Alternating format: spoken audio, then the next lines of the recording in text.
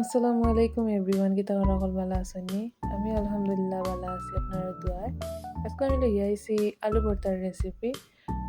আমার আজকে একটা ধরে জানা হইল ও বানাইরা। প্রথমে আমি লইছি শুকনা মরিচ আমি তেলের মাঝে প্রথমে বাজছি। পরে এখন লবণ দি বালাটিকে মাখাইয়া পরে আলু অগুন্তর মাঝে আলু মিশানি পরে বালাটিকে মিশাইয়া বালাটিকে মিশানি লাগবো। পরে একটু পেঁয়াজ দিব, কাঁচা পেঁয়াজ দিব যাতে একটু ভালো লাগে। পরে আমি একটু তেলের মাঝে পেঁয়াজ আরও কতটা যখন আমি কুচি করে আগেও রাখছিলাম ওগুন্তরে আমি বাজবো। ওগুন্তর মাঝে তোরা কাঁচা মরিচও দিলাইলাম, একটু জাল হইতে করি। এটা আপনারা স্কিপও করতে পারেন। তখন একটু যে সময় বাদামি রঙের হয়ে দিব পেঁয়াজ, তখন আমি আলু গুনটা যেগুলো আমরা মেল্ট করে রাখছিলাম ওগুনরে দিলাইব।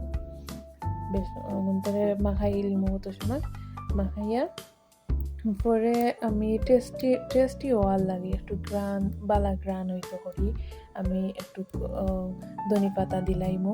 আমরা ফিসে অনেক ধনি পাতা আছে ওখানে আমি তুলিয়া ওখানতরে বালাটিকে কুচি করিয়া পরে ওখানতরে দিছি।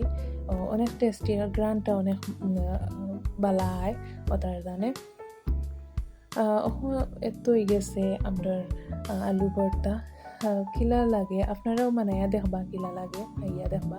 এখন আমি গরম ভাতের লগে একটু সার্ভ করলাম, খাইয়া দেখি কিলা লাগে। আমার কাছে আলু ভর্তা অনেক ভালো লাগে, গরম ভাতের লগে খাইতে অনেক বেশি ভালো লাগে। আপনারাও ট্রাই করবা আমার রেসিপি অনুযায়ী জেলা আমি করছি। আলহামদুলিল্লাহ অনেক মজা হয়েছে। সাথে একটা কাঁচা মরিচও খাইলাম, জালও লাগে, আমি জাল বালা খাই তার দানে। আর আপনারা যারা সিলেট তাকি দেখবা যারা তারা সকলে কমেন্ট করবা। আর জাল খেরা খাইতে পারেন ওটাও কমেন্ট করবা।